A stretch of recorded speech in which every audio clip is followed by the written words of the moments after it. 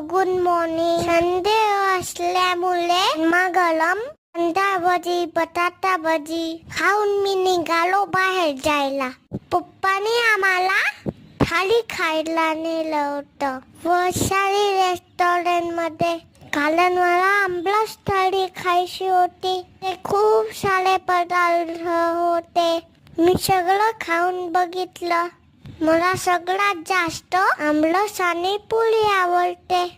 जेवण पूर्ण संपवून आम्ही गेलो नर्सरीमध्ये झाड घ्यायला. खूप सुंदर सुंदर झाडे होते तिथे. खूप मोठे नर्सरी होती. मम्मीने तिला जे जे आवडतात ते झाडे घेतली आणि सोबतच त्या पण घेतल्या. त्या पण खूप सुंदर सुंदर होते. खूप छान गेला दिवस. आता उद्या भेटू. Bye bye. See you soon.